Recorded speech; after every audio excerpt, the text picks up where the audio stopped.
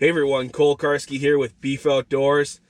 I'm here with another episode, and today we're out on some backwaters of a river, and we're doing a little mixed bag panfish, and so hopefully we find some perch, some crappie, some bluegill, and who knows what else. So stick around and see what we can put topside. Got a mark here.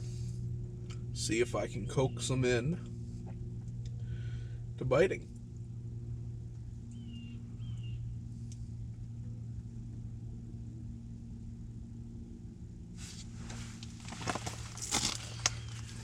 And it's gone. Getting plenty of marks this morning, just having a tough time coaxing them into biting. I missed one where I stung him and he went right away, so hopefully I can capitalize on some of these marks, because there's some pretty good marks here on the Markham. So there we go. First fish of the morning.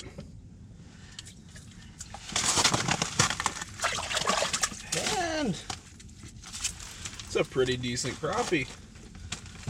Got it on Z-Viber with a wacky rigged beaver tail bait on it. Love the beaver tail bait. Super durable. And for out of curiosity, let's throw this on the catch and see what we got.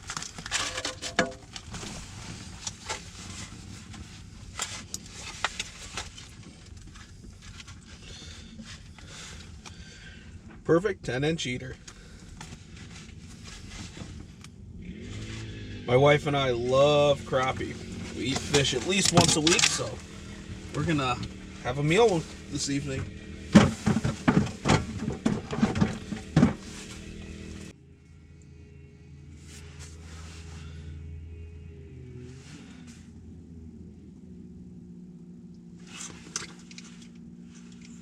Little smaller, probably a perch.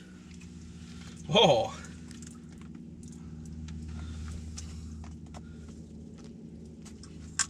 Just tiny. I haven't caught a many smaller crappie than this one. It's pretty cool.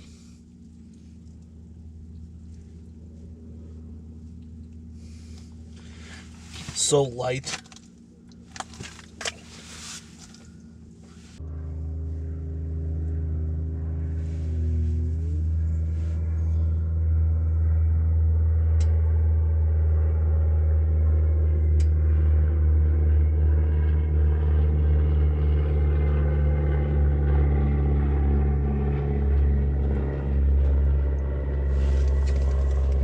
There. Feels pretty small as well. In the transducer cord. And it's a perch.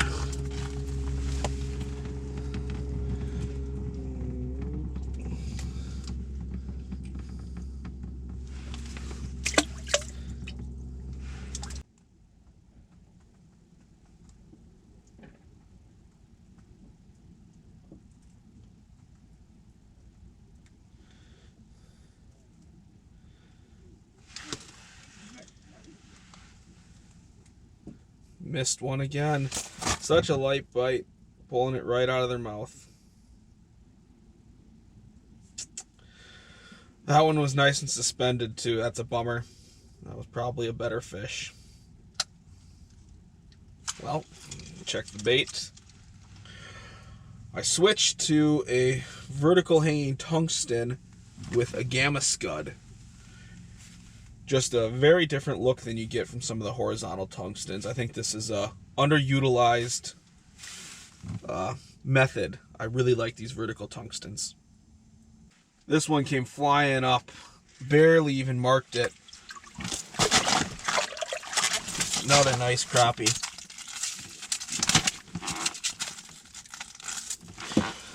Wow, it hit it so hard I hooked it kind of funny.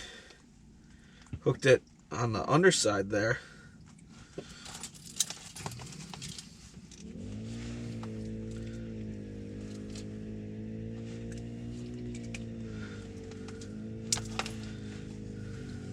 Well, that'll be lunch. Got a bobber down.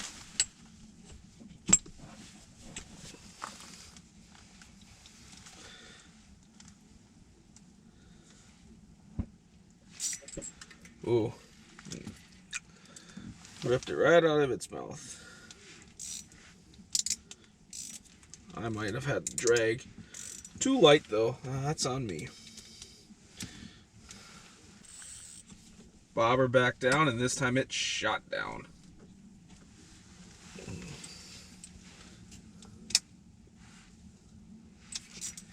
There we go.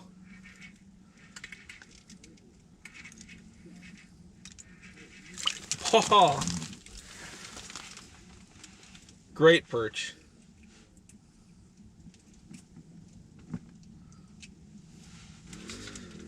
Let's throw this on the... Whoop.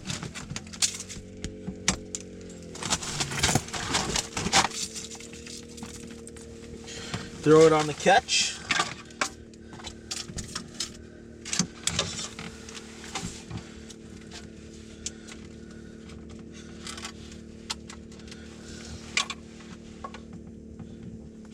Just under 9 inches, a good eater perch. I love these mixed bags that you get with these backwaters. Just about anything can show up. So I'm going to give you a little tour of how I have my wide one set up here. Now I've got my 2 holes. Oop, there's a mark. Let's see. This might be a cluster. We'll see.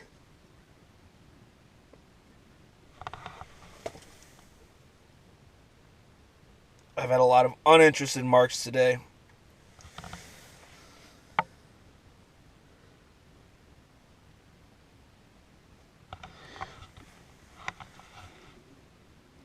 No, we'll keep going. Right now it's fairly warm, so that I have the window open but the heater going.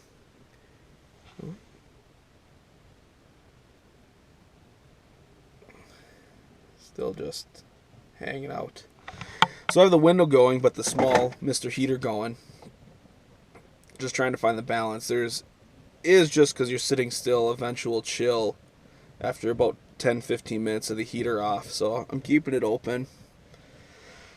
And then I've got my 2 holes, flasher and camera. Put miscellaneous jig boxes, billy rub, beaver tail in this one. I also have miscellaneous plastics, a charging GoPro phone in that one. Angle cooler here, a couple extra spare rods. Sometimes I will store my rods like this when not in use. It's a handy way to just get them out of the way. They're up in the ceiling, they're not being stepped on. It's a pretty cool little trick I like to do. And then I've got my dead stick rod on a cold snap holder. It gets it up out of the way so I'm not bumping it with my elbows. And then behind me I got my fish bucket and auger, backpack, miscellaneous stuff, breakfast and some waters. So yeah, you learn how to be able to use these wide ones to their full advantage. Oh, I love this little storage pouch here. That's where the catch board sits. Sometimes I'll throw bait pucks or plastics down there. It always carries an extra minnow scoop in case I forget one for the angle. So yeah, pretty cool way that I like to set it up. Maybe it's not cool. It's not probably unique either. It's just how I spent quite a bit of time in this house here, and I figured out how I like it.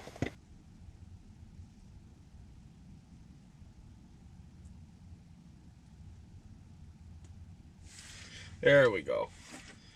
Picked off one of the more suspended marks. And whoop, another nice crappie. Really have to work for these today, but glad I was paying attention to the graph because that one was suspended, and those usually are the ones that take it. Once again, came on Gamma Scud, on that vertical tungsten.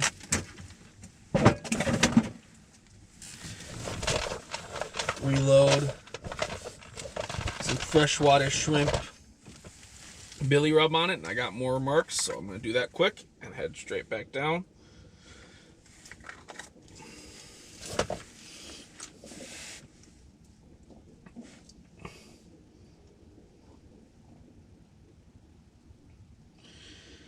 See if I can capitalize on a feeding school.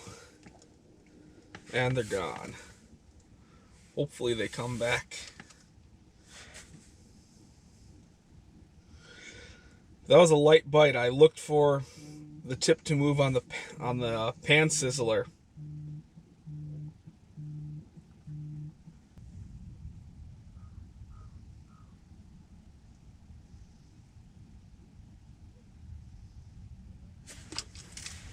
Oh, another miss, light bite. Oh. Oh my God.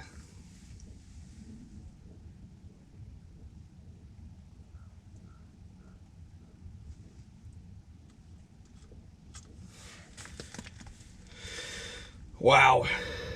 Here's another one.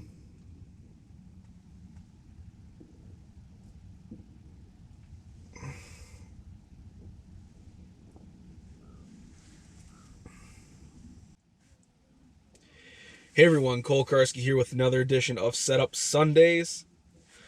Ooh, got a fish on. This Sunday I am doing some crappie fishing. Oh boy, this is a nice one.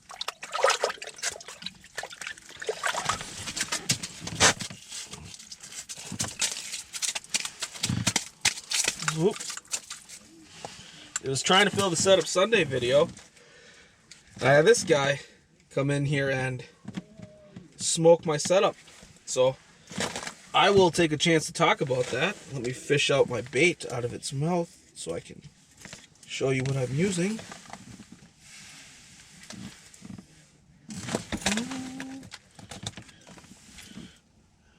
Don't see it? Did it fall? Using a white bait, so we'll have to try this again, looks like.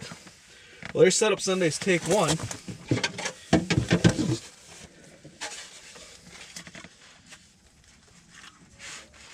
Mouth closed. 11.5 on the catch.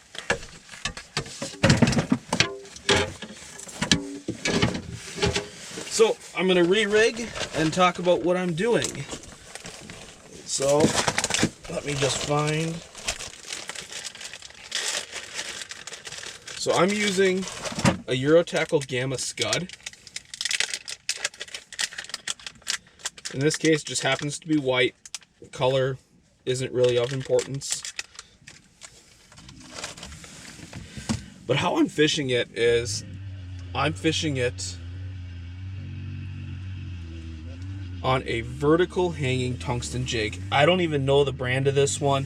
I got it out of a Seasons Tackle mystery box, and it's been one that's been working great for me. I rigged the Gamma Scud right through the nose and right out quickly out the top, so the Gamma Scud itself's kind of hanging vertical, and you can just have that tail bounce there. And what I'm doing is taking some billy rub, in this case freshwater shrimp. I love pairing this Gamma Scud with the freshwater shrimp. Rubbing it all over, and I'll send it back down. I'm fishing this on a Della Bay pan sizzler. It's a very light finesse setup, using cold snap bands to keep the reel on the rod, and using 3-pound fishing line fluorocarbon. And just working this very slowly. Today's been kind of a tough bite. That one was an up bite, and I was watching the tip of the pan sizzler because it just has enough weight with this tungsten jig to make a little bit of a bend in that orange tip, and I just watched for it to pop up. Got a school of marks up high. Let's see if we can coax one out. They just disappear. Wow. It's been crazy. I tried to do my setup Sunday video and there was nothing on the screen when I started. And the one mark showed up and hit just like instantly. And then those are the fish I catch. If they hit basically right away. If I get up to the mark and have to work with it, here's another mark. They're not gonna bite. So basically it had been, if it didn't hit by about now, it was not gonna happen. And these ones are even suspended marks. So it's been kind of an interesting bite. The ones that have wanted to eat have ate. Just like that one in that video, it showed up and ate instantly. Well, everyone, thank you for tuning in. I didn't by any means light the world on fire today, but I got a few fish in the bucket, got enough for a good meal for my family, and gonna enjoy that. If you could please like this video, subscribe, I'd really appreciate it. I'm trying to build this up. I'm trying to start from scratch with a guy with no camera experience, no editing experience, but a lot of passion for the outdoors and want to share it with you guys. So if you could, like and subscribe, enjoy, and we're going to keep after it and keep putting out great videos for you. Tight lines, everyone, and good luck.